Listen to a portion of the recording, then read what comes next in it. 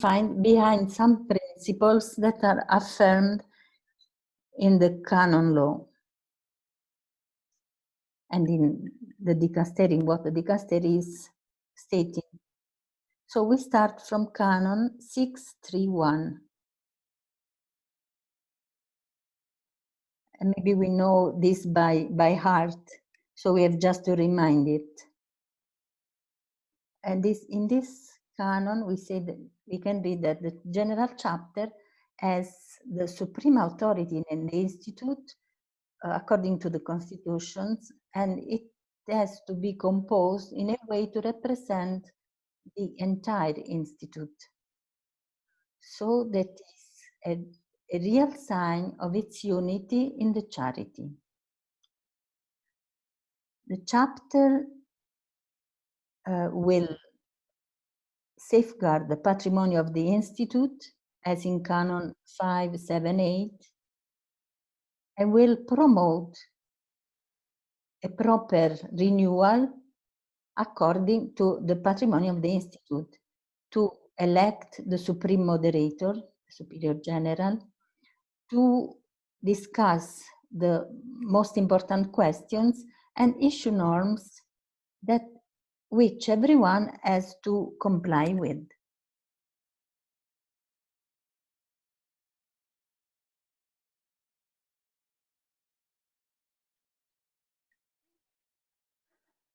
In the second paragraph of Canon 631, we have some keywords that are composition, the power of the chapter, the proper law which will define the directory, the rules, especially regarding elections and the procedure of the general chapter of the works.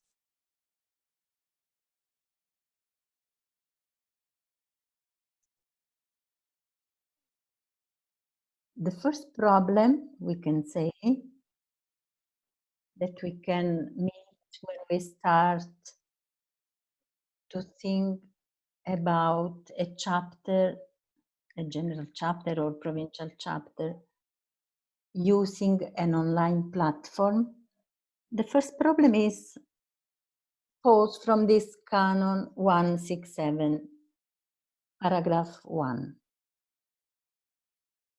where it is said that when the convocation of the chapter is legitimately done, all have the right to vote, the people who are present in the day and the place that are established in the same convocation, but are excluded from the power of giving right by letter by procurator, unless this is not legitimately disposed by the statutes.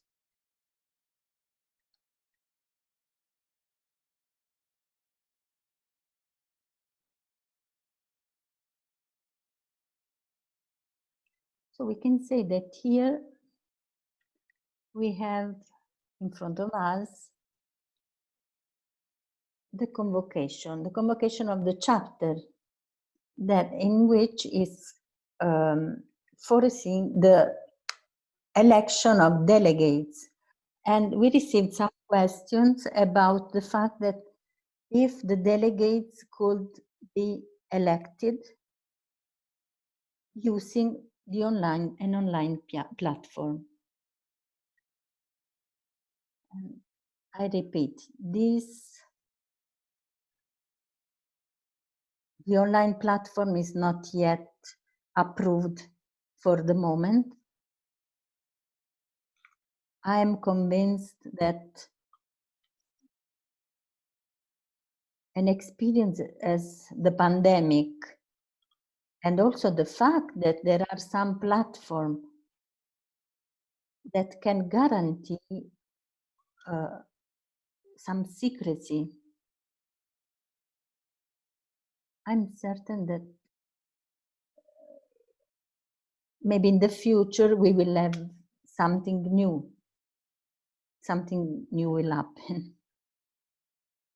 This convocation, as in Canon 167, gives the possibility to all the persons to gather in the day and the place indicated in the convocation, so under the same roof. So here the canon excludes the possibility to vote by letter or by a procurator unless it is not disposed in the statutes.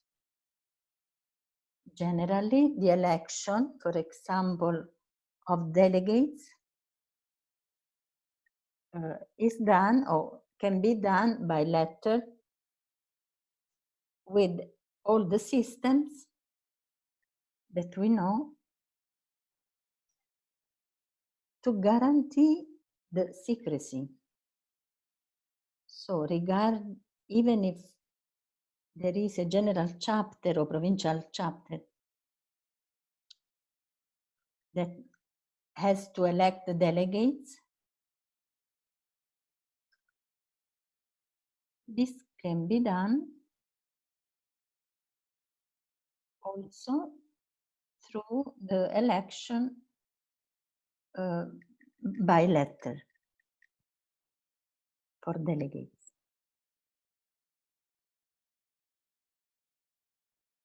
Another canon that can help us to enter deeper in this concept of what is happening during a general chapter is Canon 119. That concerns the collegial acts. Here is distinguished between elections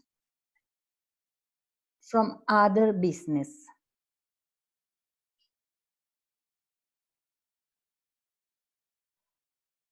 Beyond this distinction, what is important in this canon is that in both cases, what is requested is that the absolute majority is present, the absolute majority of all the people who are convoked be present in the same place. So when we say, so each has to verify in the constitution, in their own constitution, what we are talking about.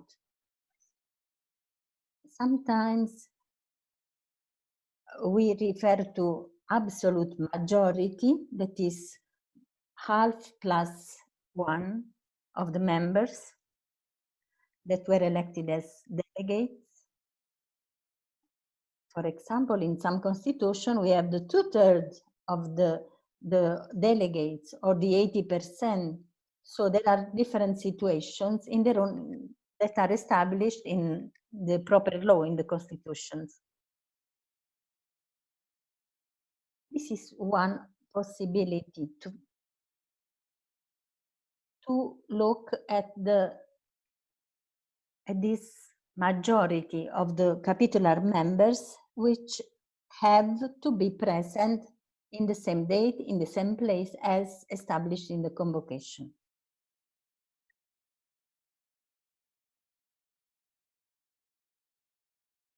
So regarding the composition, this has to guarantee the presence of the majority of the members who have the right to vote. The question I pose to me and to all of us is this sufficient to us?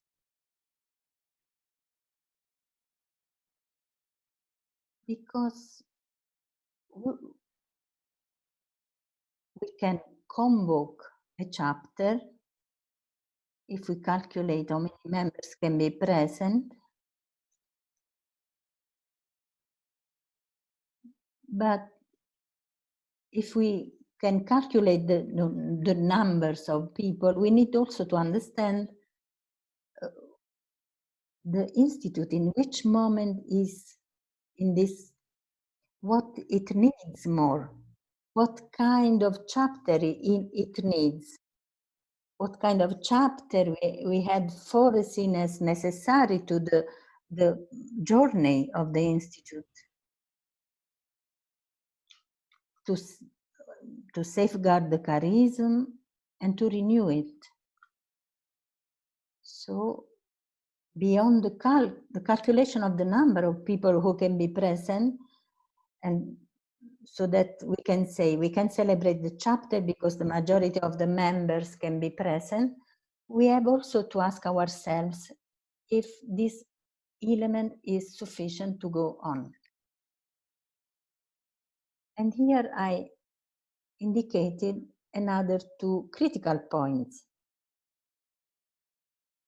The members ex officio, we know, must be less than those elected according to the constitutions. Also here, we don't know how much less, what is the proportion between the elected members and members ex officio. We have to always to go back to our constitutions and calculate these members also together with the majority of the other members.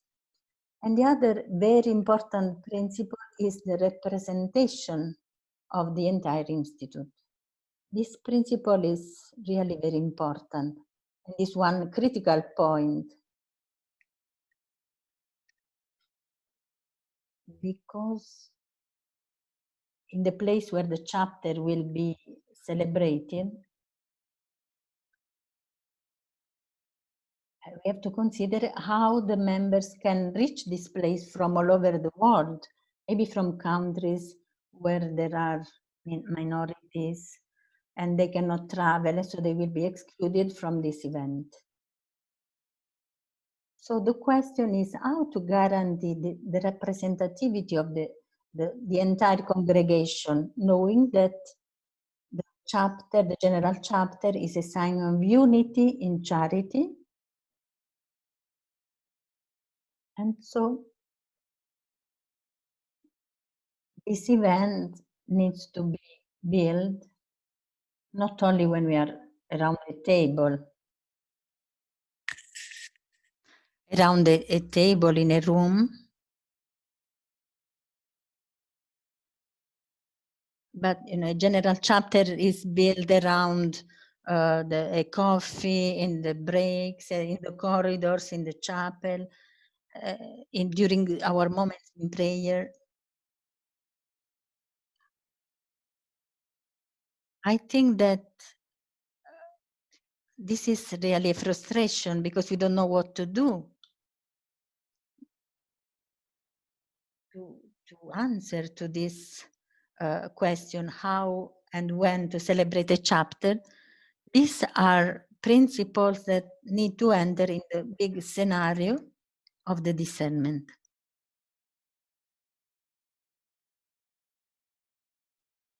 So we have to safeguard the patrimony and promote the renewal are two responsibilities of the general chapter. And these are processes which require reflection, discernment, dialogue, and on an instrumentum laboris. And many institutes, many congregations already prepared this instrumentum laboris. So another question is, if we have an instrumentum laboris ready, almost ready, I think it will be good to try to use this month, extra months, we can say, because we postponed the chapter, use this time to involve the members in a further discernment based on this instrumentum laboris to start the reflection in some way, to anticipating what will be discussed during the chapter. What I would like to say is that this month in which we are in standby, we are waiting to celebrate the chapter, can be useful for us. And we can use them to start a different process of reflection, of discernment, of conversation with the members on points that are contained in Instrumentum Laboris, or some other points that are emerging now in this time. Because a reality, a situation like the pandemic, the COVID-19, brought us to leave our securities, our comfort zone, and to enter in another territory that is unknown and can give us new points for reflection. Another task of the chapter is to elect the new government.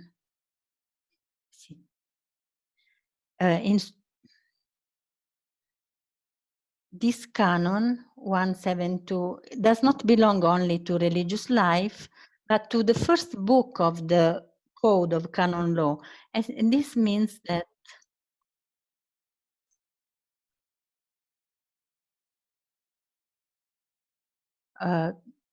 if we need to be dispensed from these canons, we need to consult other authorities in the church. So it's a little bit more complex. If we look at this canon 172, it speaks about the validity of the vote. I would just like to underline two adjectives that are in this canon. The vote has to be free. And if you see point 1, the vote needs to be secret, absolute, certain, determined. The first concern of the code is that the vote is free. So it's true that we speak a lot of secrecy, but I think that secrecy is at service of freedom of the vote. Maybe because in our constitution in Italy, we have this principle, this expression. Secrecy is at service of freedom. So to guarantee the freedom of expressing what we really think, both in an election, but also in an election of the new government, or also, for example, in a countries, or in a chapter election of other business, this secrecy at the service of freedom.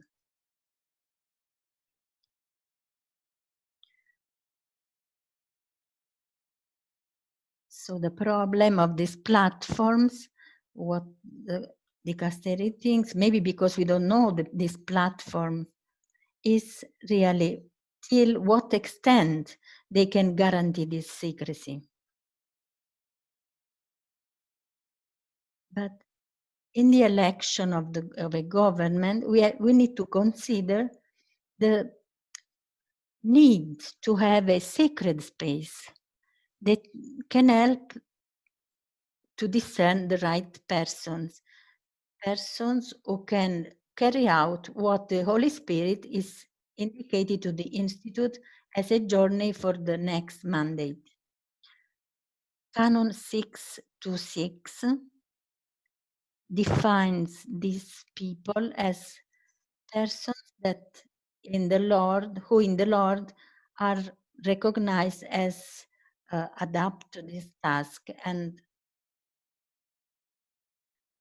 so to be physically present in the same space can help this sacred space, helps to create this sacred space that is very important, especially when it's not so sacred, we can say, and there are interferences and it's disturbed, and we know how this works because it's not helping a real discernment.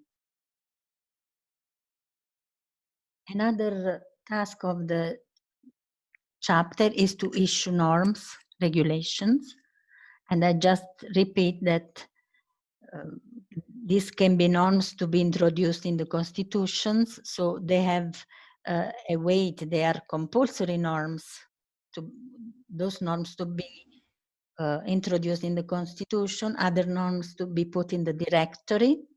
Some others are chapter decrees that they have a validity till next chapter, or temporary decree with a fixed deadline. What is important here is that these decisions of the chapter become norms for all the members. So we cannot say that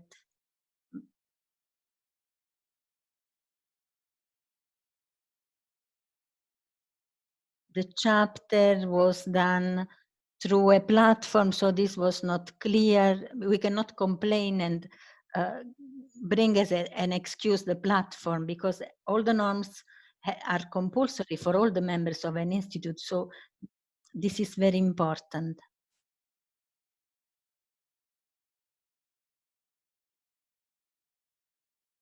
And here we are. Let's stop for a moment on this image to say, I don't know if we are living in autumn or in winter, in spring or summer.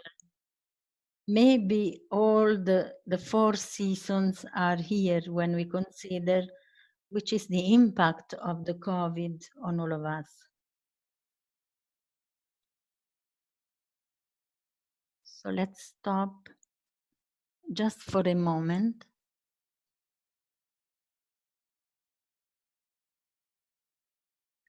Just to have some feedback on this part of the chapter. Is it okay for you? We can use the chat if you want to offer some input, feedback. Thank you, Tizian. Before, someone was asking for some clarification on the instrumentum laboris. This is a document, a working document. Working document, instrumentum laboris, is what put together the process of reflection, of discernment, in which all the members have been involved in preparation to the general chapter. I think all of us know, and we have this kind of working documents and also proposals that have been presented to the reflection of the chapter. All this material is gathered, is collected in this working document, and is offered to all the chapter members, the delegates. So what I was saying was, don't expect to take this document just before the chapter.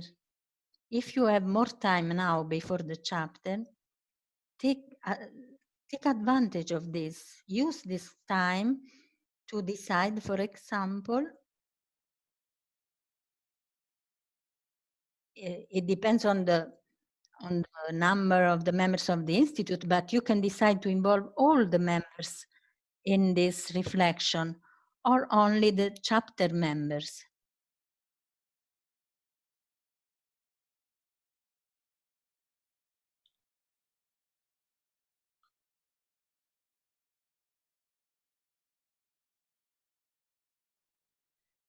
When we speak about major superiors, we intend both the canons that I just proposed to you, 631, regards the general chapter. But there are some parts of it that can be applied also to provincial chapters. All that regards voting, the canons of the first book can be applied to all the juridical entity in a congregation, so also to provincial chapters.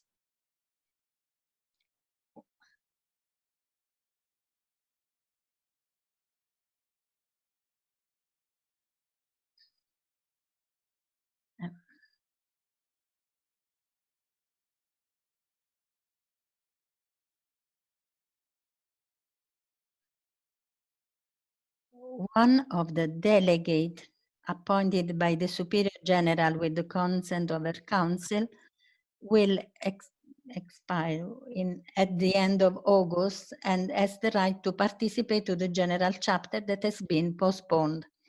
Next July, this delegate will participate to the chapter or a new one. So I imagine the delegate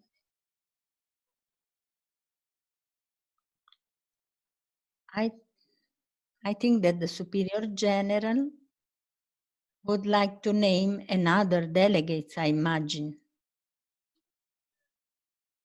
The chapter, the general chapter,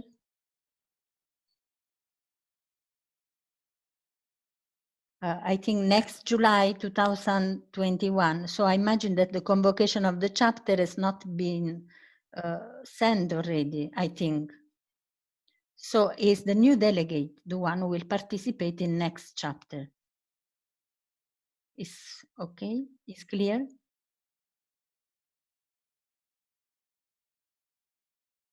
Can we allow the person?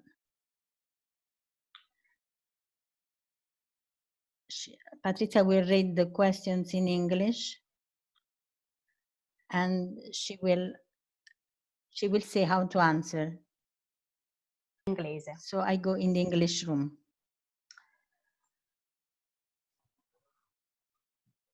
If a province can gather for the election of provincial and council for one day under the same roof, can the business work of the chapter be done at a later date?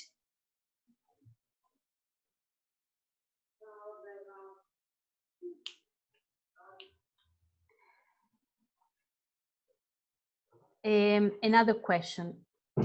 Does leadership have the responsibility to ensure that the safety and health of members need to be considered when determining how and when a chapter can be convened?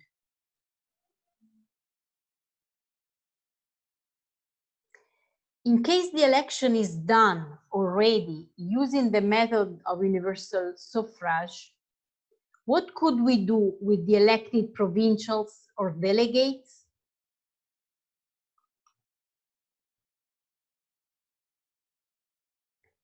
When we refer to major superiors, are we talking about general superior or her general council alone? Or does this include the provincial superiors and their councils?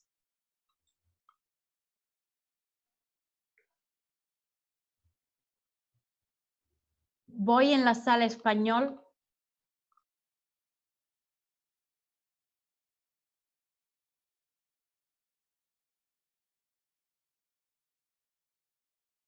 The last question in Spanish on the convocation and on the voting of the chapter members.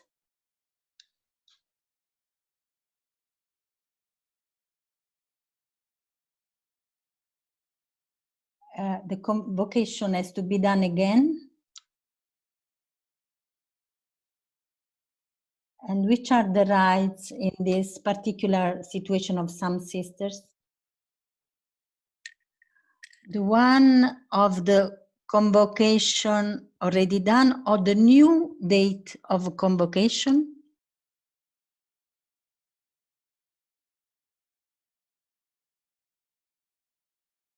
last one in Spanish. Two other questions. Tiziana, can she continue?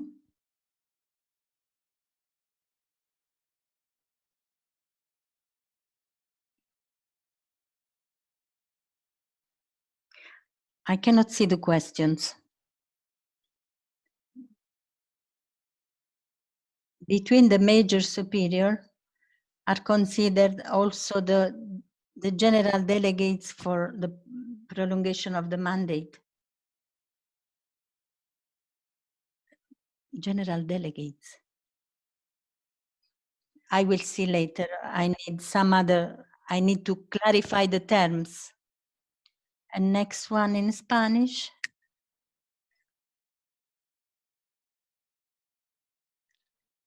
The actual decree applies to general chapter that needs to be convoked for August 2021, or they need to be convoked for next year if the decree is still in force, or if the circumstances change but not the date.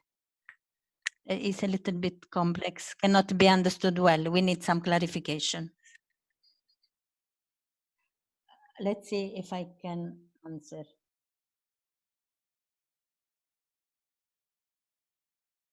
Maybe we can ask the person to talk so that is more clear.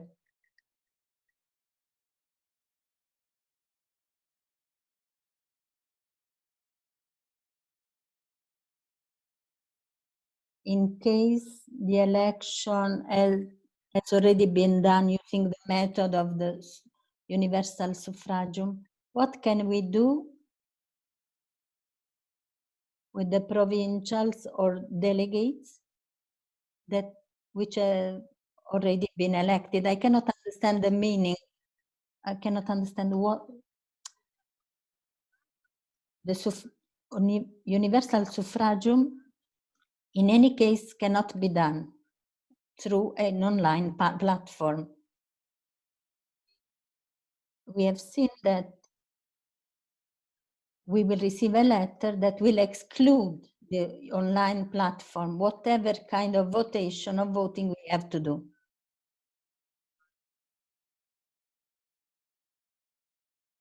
The dicastery is excluding this possibility, the use of the platform online.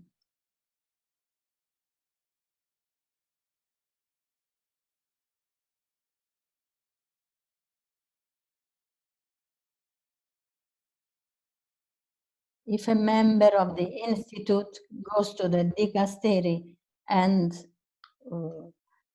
claims that this election is not valid because was done through a platform online, or the election is invalid. This is really speaking in a practical way.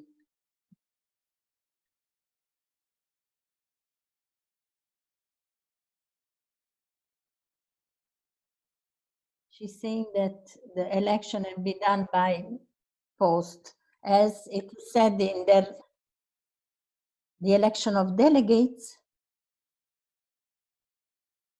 I cannot understand. The election is provincials.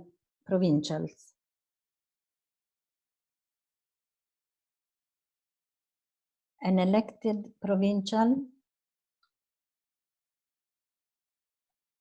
online platform. The provincial is a major superior, and she has to follow the same criteria.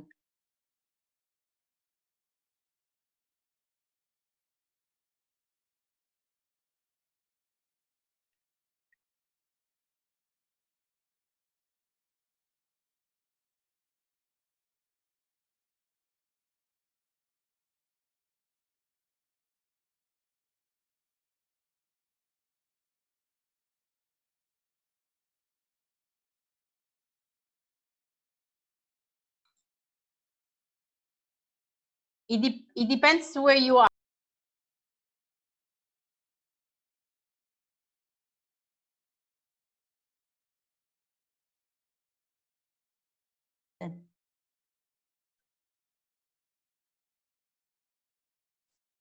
this is not a general chapter, it's a provincial chapter.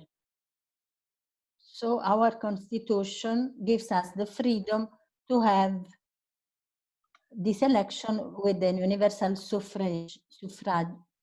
So we have elected already the provincials. The provincials will be confirmed during the chapter. Now we cannot celebrate the chapter, but the provincials are already elected. And they need to be confirmed during the celebration of the general chapter. So if the general chapter will be celebrated next year, we have still to wait for these newly elected provincials to be confirmed, or we need to elect again the provincials. The canon law says that the act has to be valid. So the election is a valid act. So we need to wait another year with these elected people. The election was held by elector. So you had the permission to do so. This is what the canon was stating. The vote is valid. I thought the election was done by platform online. It seems strange to me that a general chapter has to confirm, to ratify this election, because generally the general superior, with the consent of her council or his council, can ratify this election. I cannot hear because the microphone was off.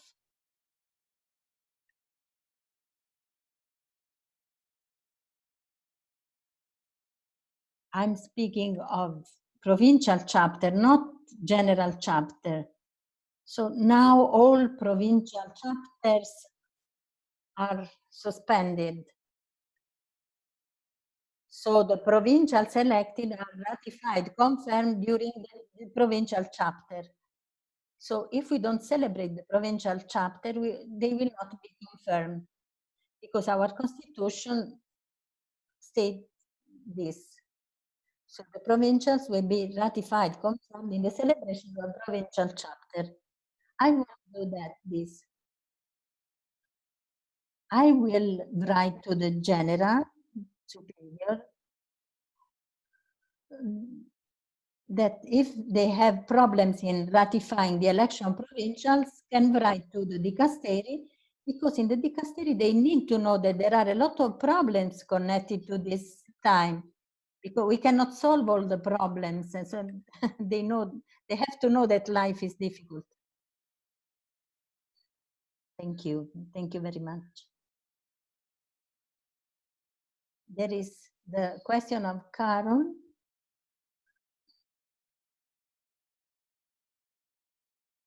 There is a lot of noise. If you want them to talk, I'm answering the question of Carol that I greet because I know her.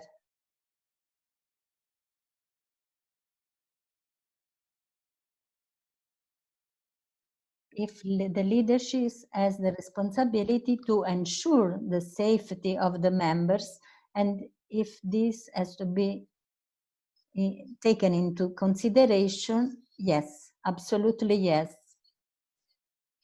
And it's for this reason that we have this situation to postpone, to make the possible, let's postpone so that we can have a general chapter with all the principles, the criteria, or the values.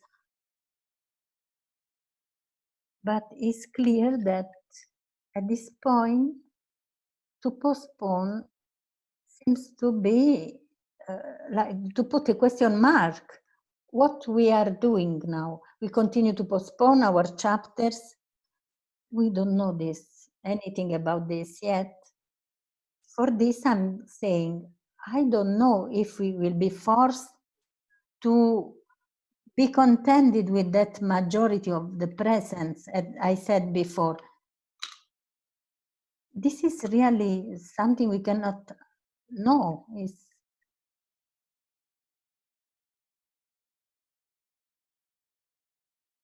If we will be forced to use only the majority of the people who can be present, one of the principles will be, we would like all of you to be present, but for your safety, this is not possible. And this is really a discriminatory element. And I can also imagine that there are delegates, for example, that maybe they have the possibility to take a plane, but they say, I don't feel to travel now. And so they will renounce to the participation to the chapter. This is another aspect, and this is a very important aspect. This is an element that I didn't talk about it before, but when the dicastery tells us that we can confirm the mandate of councils, we have also to consider that we can have the situation of a counselor that says, I cannot continue to work like this. I will give my resignation. Because we cannot ask the impossible things to anyone. So I want to say that we have to consider the possibility of having this resignation. It's true, all of us, we want to do God's will. But if I'm asked the impossible, in my conscience, I cannot do that, and I will resign my demission. I will resign. And so we have to be ready for this, because personal health, safety is very important. And we can have some surprises that we have to face.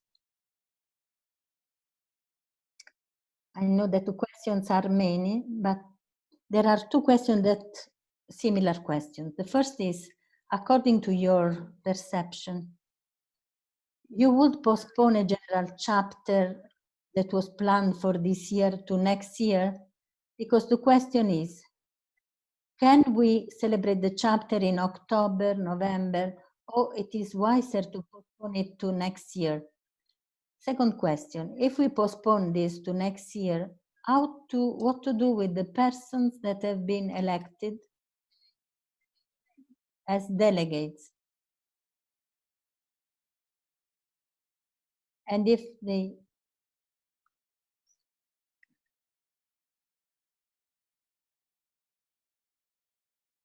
I cannot foresee everything. What I hear around, what I can perceive is that it's not prudent to have a chapter this year, within the end of this year. Because, for example, in this part of the planet, we are going toward winter time, so we can have a new wave of the pandemic. But also because the other part of the globe is living, if we think to Brazil, United States, they are still living this situation of pandemic.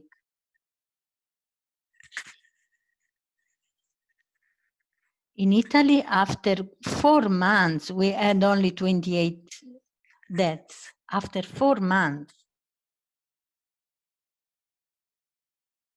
So it's difficult to foresee what will happen, but we can do it, but we have to consider all this situation, and I'm sure we will arrive to postpone it again. Or to say, okay, we will do it with the majority that is established in our constitution, not having all the delegates to participate in the chapter, just to avoid to go further, to go beyond 1 year. Usually 6 months, to postpone a chapter for 6 months is in our constitution motions.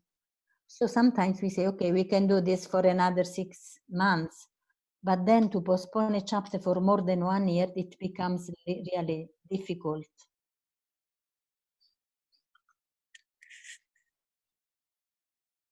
So what I think is that everything that has been already done would be confirmed. The delegates are elected and they will be the one, will be confirmed.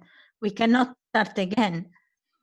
But if someone, or some among the delegates, does not want to participate, they want to renounce for health reasons, we have substitutes in our lists.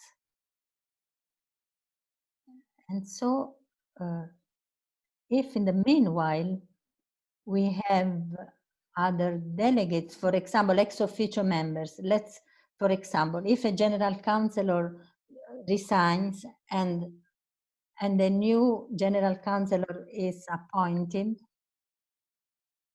this new one will be the one participating to the new chapter, because he's a member ex officio. Is it clear? The last thing. The question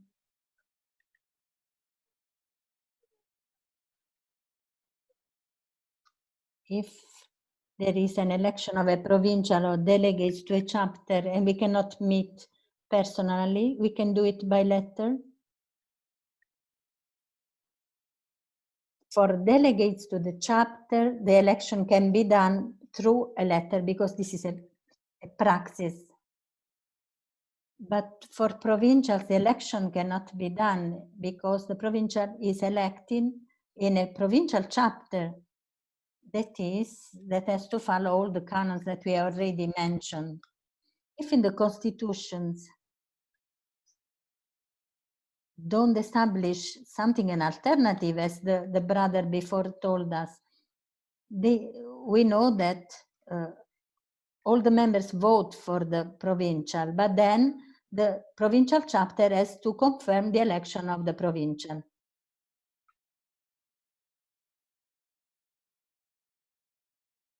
But, you know, these cases are already considered in the constitutions. If we don't have these possibilities in the constitution, we cannot do, unless we ask for a request for to the congregation of religious,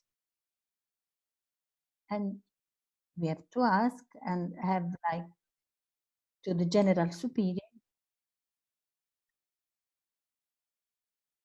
and the general superior will ask to the dicastery to change the norm that is in the constitution. By ourselves, we cannot change any norms of our constitutions.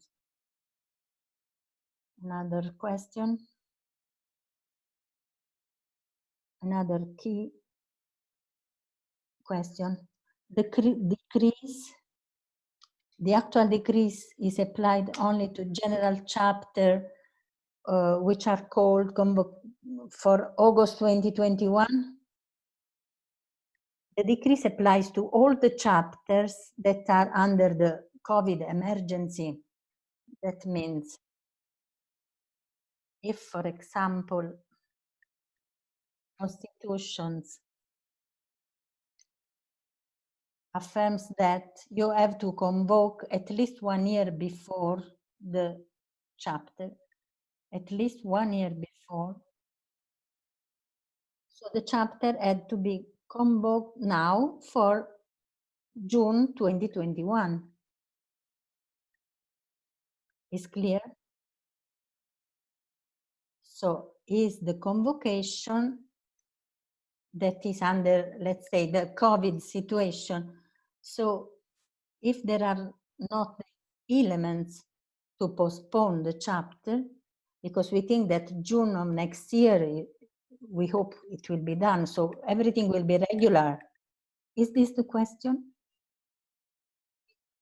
The decrease is regarding the impossibility to celebrate the chapter now in this situation, so we have to postpone it. But if the chapter is convoked for 2021, it does not enter in this, under this decree. Another question. I think it's possible to divide the provincial chapter into sessions, one for the election of provincial and councillors, and the other one for business matters. See, if you have this in your constitution, it's possible. We have to follow our constitutions. There is this possibility generally to divide the chapter in elective chapter and business chapter. But this has to be established in the constitutions, in the proper law. If we don't have this norm in our constitution, we need to ask permission to the general superior and then to the dicasteri. What is important is that we cannot leave a chapter, let's say, open. We need to have an elective session that you open and then you close.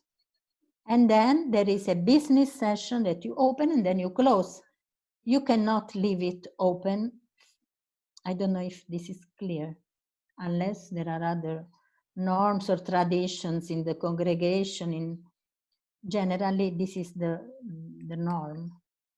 So even here, if we don't have anything in the constitution, we have to ask the dicasteri. Another question. We have only one region and all delegations. We don't have provinces. You said that mandates of major superiors can be postponed till the next celebration of the chapter. Now, general delegates are considered major superiors. Delegates are not major superior, because from the name you can understand this.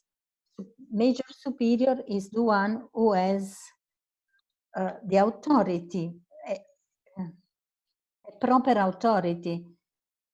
The delegate superior is delegated by the major superior, because this one is entrusting to her a portion of cake, we can say, a portion of authority. So the delegate does not have the authority and is not a major superior. There are a lot of questions, even though there are a lot of repetitions.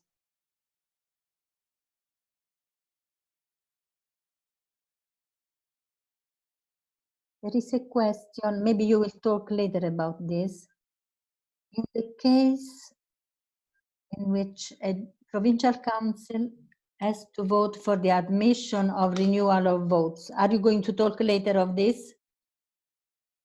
You have to tell me the time, because we are at 3:30. Because I would like to talk about the problem, the question of the council. I propose that you will be available. We can continue if someone has to leave the meeting. They can do this, and because we will have a recording. We can continue till 3:45, because these topics are really important. If someone has to go, we respect, and you can just listen to the recording. So Tiziana, can you go on with your presentation? Then we answer other questions.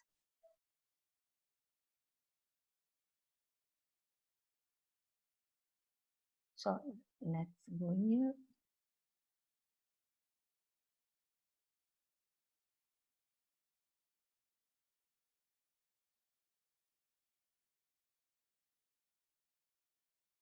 Here we are. This is the other critical point, really important and very critical, and concerns the question that all of us have. If it is possible to have general or provincial chapter in which one of the counselors is not present in the same room and can be connected, they can participate and express her vote by a platform online.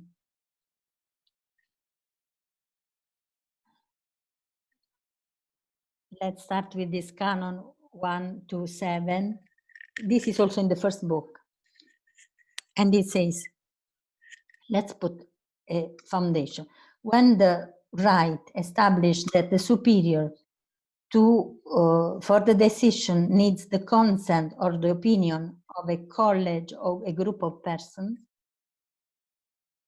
this college or group needs to be convoked according to Canon 166, which we have seen before. For the validity of this act is requested the consent of the absolute majority of the present or the opinion of everyone. Here you can see that the validity of this act depends regarding the consent is necessary to have the absolute majority of the present.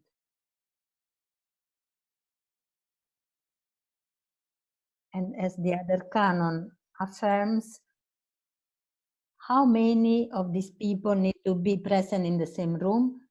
So they are the absolute majority of the total number of the counselors, without the general superior, only the counselors. Absolute majority of the counselors need to be present. They can give their consent. The validity of this act, of this decision, depends on the opinion of everyone, all the groups.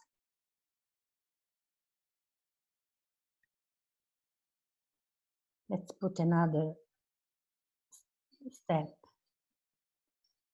If we ask for the consent, the act of the superior who don't requires the consent of those people or act against their vote is not valid. So when we need the consent, the vote expressed by the councillors is a deliberative vote. That means, deliberative means that is fundamental to reach a valid decision from the superior. If instead is needed the opinion, the act of the superior who does not listen to these persons is not valid. Even if the superior, even listening to them,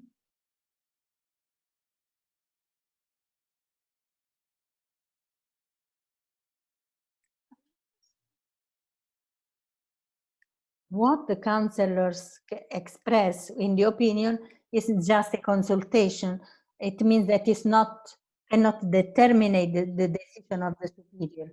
But the canon says that if all the councillors express their opinion in the same way, an unanimous opinion, the superior to decide something that is against their opinion, something that the superior can do because she has only to listen to them, to their opinion. But the canon is saying that if the superior wants to go against the opinion of all the councillors, she needs to have a special reason. And this is the consultative vote.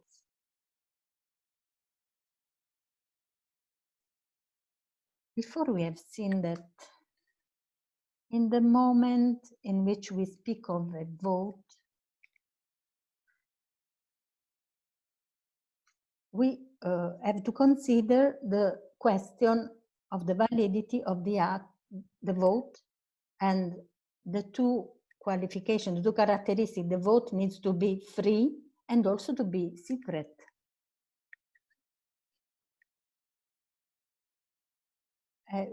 We have also here a beautiful paragraph dedicated to counselors. If they have to give their consent or their opinion, the counselors have the right to be secret and to express their opinion.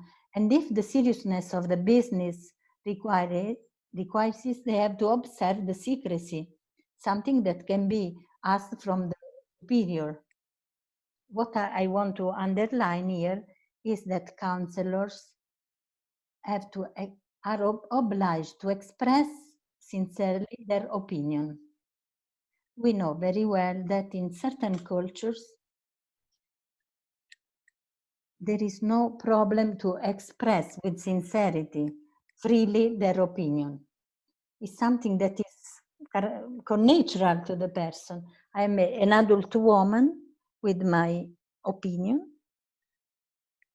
I welcome this task, this responsibility to be a counselor, and so to act in some way in this service with integrity, honesty, with my commitment in prayer, discernment. So there is no problem in expressing freely, with sincerity, my opinion. Only that in another part of the world we can say this freedom is not connatural. And there are different reasons for this.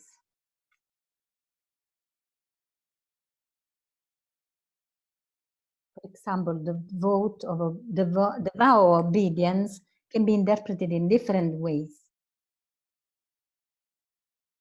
And sometimes it goes against what is expressed in this canon.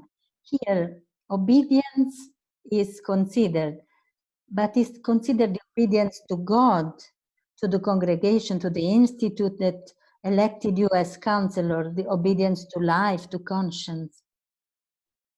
Not obedience to a superior general who maybe is just telling you how you have to vote. So excuse me if I'm saying these things, but we know that there are these cases. So you understand that this secrecy of the vote is really at the service of freedom. Only that this, not everywhere we can say this, we can affirm these things, because in some cultures this cannot be done. So we have this big question to the dicasteri, that we pose to the dicasteri, that is, in this time of COVID, we are blocked, we cannot move, we are trapped because we cannot travel, we cannot go on with our commitments in our congregations, because we cannot vote through platform online. So rumors that I heard, but we need to wait for the letters from the dicasteri. It seems that we can ask this permission to the dicasteri to continue to proceed to have council meetings through online platform, and also to have vote in cases, in important cases. What I propose, this is what I have. But I'm proposing some ideas on platforms. I don't know if they are useful. The idea of this slide is that we need to move to find in order to choose the platforms that can give us a guarantee of the maximum secrecy. Then Patrizia is telling me that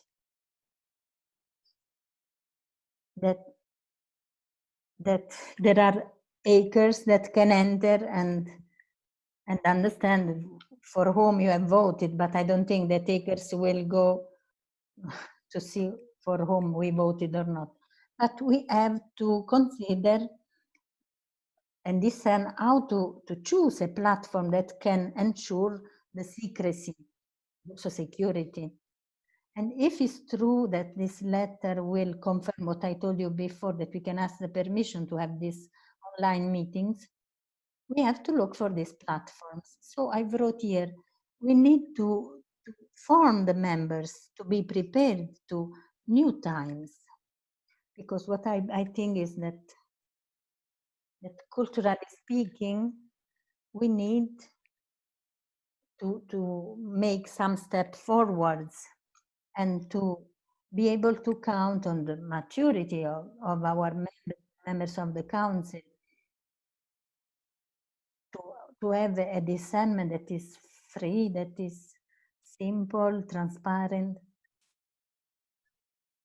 And here I put also the question of the formation, admission of new members, novices, for example, what to do in this time. A novice dies in the hospital for COVID, which are the canonical implications?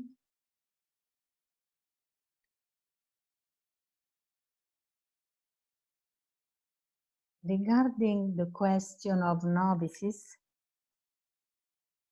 I would like to invite you to re-examine those suggestions that UISG sent to superiors general with some consideration on formation and novices. There is a document sent by UISG to superiors general, and it's a good document. And this document has been sent between March and April. You can request it. The fundamental concept is that novices are not members of the institute.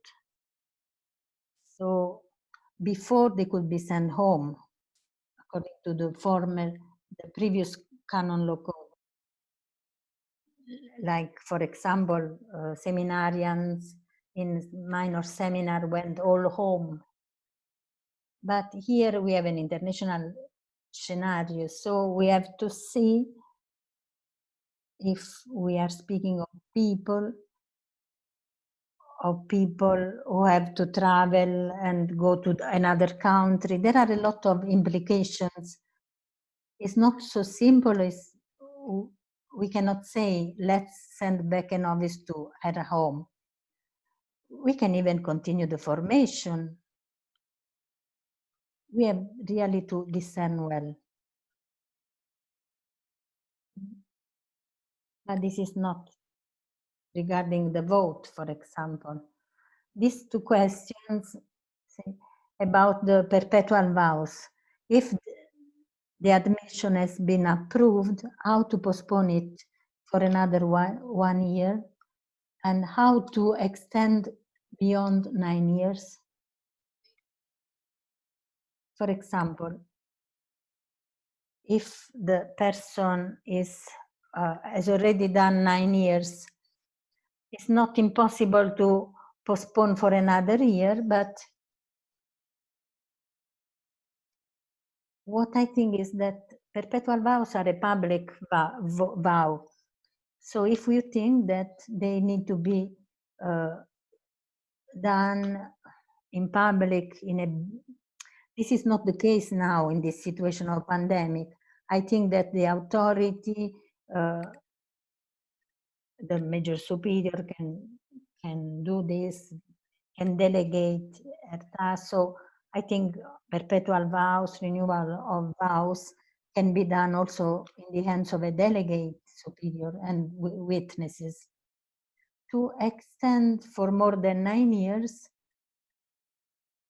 I think that it could be good to ask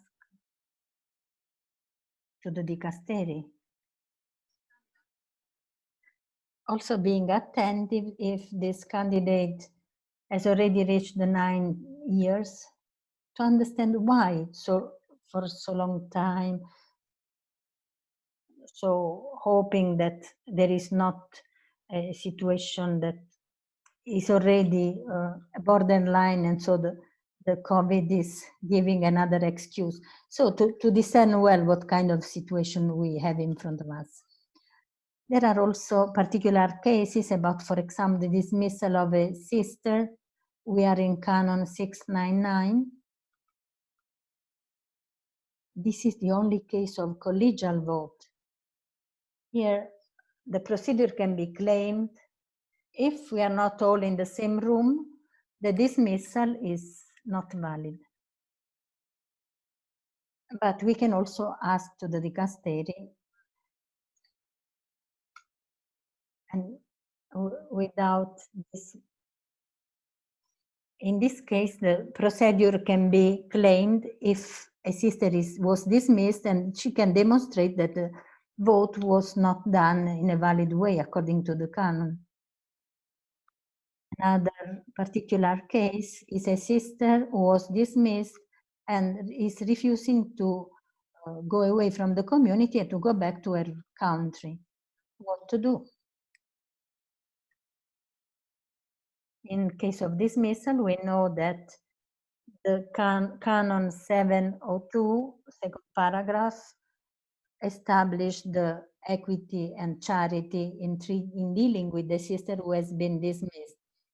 And if she cannot go back to her country because of the COVID,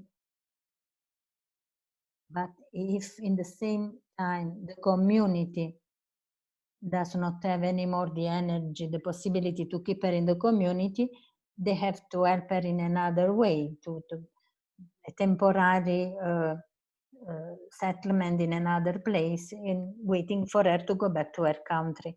But here you need to consider the good of the person and the good of community, because we know that some cases it's possible to keep the two things together. Another aspect, the donation of personal patrimony to people in difficulty because of COVID-19, which are the canonical aspect. We are in Canon 668. We have the possibility to keep the title of ownership. And so the person has to sign, she needs to have the permission from the Superior General and has to sign this, this decision. No one can impede her to give this destination to her personal patrimony for a good cause. Now, I put this image of a bridge saying, courage, let's go on. We need to cross this bridge. This is a long bridge.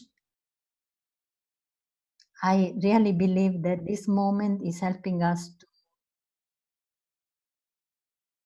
to ask some questions, to find new questions and new ways. Thank you, Tiziana. Thank you to all of you. I think we can stay another minutes. I ask you, do not write other questions because we cannot answer. So, Sister Tiziana, one sister is asking, there are things in the questions that have not been responded. This is normal because we did some selections. We received around 300 questions, so we had to select some questions. And we focused the response on the theme of the COVID. But if there are other questions and we see that there is a need for another meeting, I will speak with the ISG board and we will answer to your request. I will propose, Sister Tiziana, some questions. The Superior General died in November, last November. Can we have the General Chapter after 1 year of her death? If yes, it is necessary to proceed to have new delegates.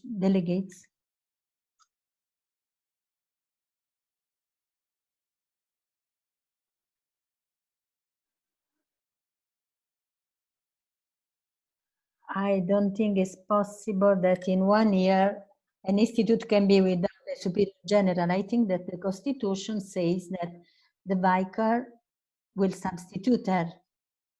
Generally, Constitution give also the time, the period of time in which the general superior can be substituted. So it's important to see what the Constitution establish and how much time they give to the vicar to substitute the superior general in case of sickness or death, and in how much time she needs to convoke next chapter. And so the vicar has to see this, and then she has to ask the dicastery the permission to postpone the chapter, because it's true that this falls under the April 2nd decrees. But this is a particular situation because here we speak of a vicar, not a superior general. But it's good to be prudent and to request to the dicastery so that we can work quietly and with serenity to the preparation of the new chapter. At that point, delegation means delegates.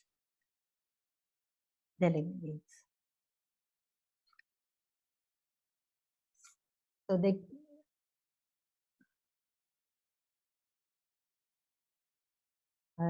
question, they are just trying to clarify.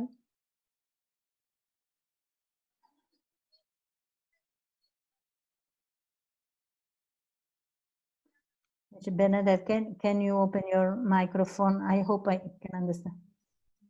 Our Superior General died last November 2019. So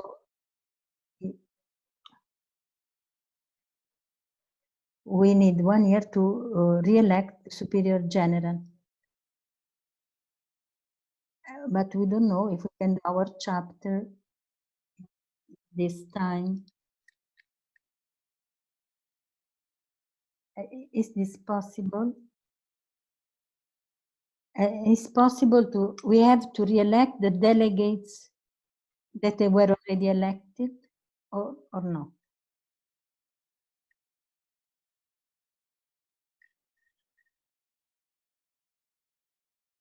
So I'm repeating, the Superior General of Sister Bernadette died in November.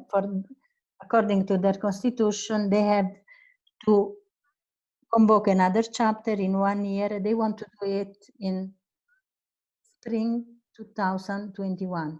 So they are asking if they have to re-elect the delegates for their participation.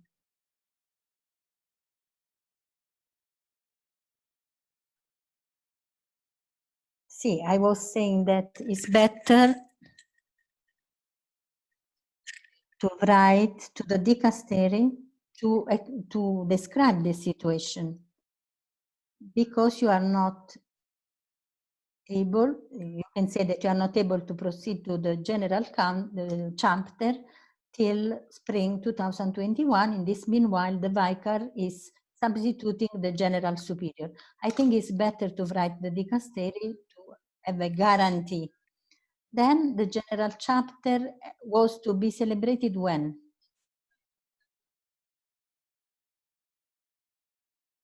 The Superior General died in November.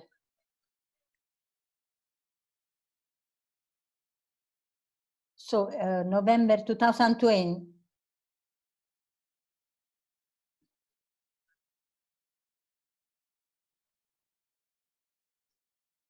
the delegates are already elected, but the chapter was for this year. So the delegates remain the one already elected. A couple of questions, Tiziana, and then we close. Because, but we can promise we will have another meeting. Patricia, excuse me. All these questions, we can collect all these questions. We can save the chat. They are asking for the sisters' information. Can we admit some sister information deciding online? That was what I was saying before. This letter that will be issued in some days, that I think it will say that institutes can ask the permission, and I hope they can request the permission for all this time of pandemic, this emergency, to be able to have councils, regular councils, using platform online and voting through this platform. So at this point, yes, we can admit sisters or novices or candidates, but we need to have this new letter, and we need the permission from the dicastery. Last questions. If the provincial council has to vote for the admission or renewal or vows, and they cannot physically meet, and they did not receive any response from the dicastery, can the substitutes be called to vote even if there is not a quorum for the provincial council? Who are the substitutes? The question is not clear. The question has been written 2 times. Peter, if you are online and you want to make the question directly, you can do that. Peter?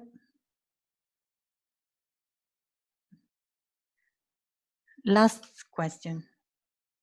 If we vote for the Superior General 1 year later, so the first Superior General will have a mandate of 7 years instead of 6.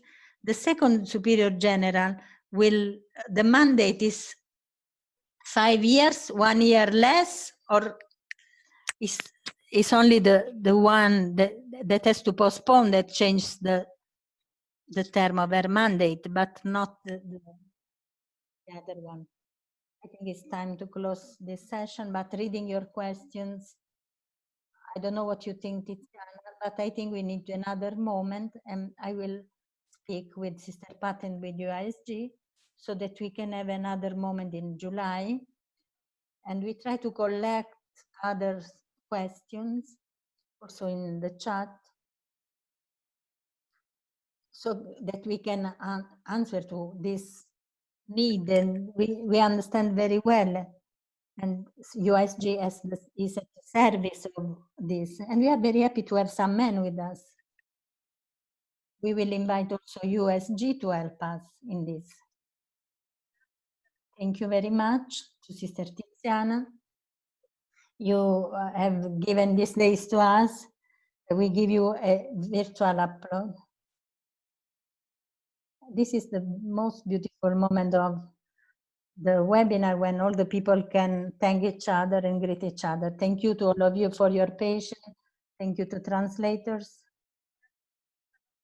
It was a little bit difficult, but thank you to all of them. Daniela, Rosalia. We will have also French-speaking people, and in a few days you will find the recording on our website, uisg.org. Thank you again. Sorry, Sister Bernadette, for the French, we will work better for you.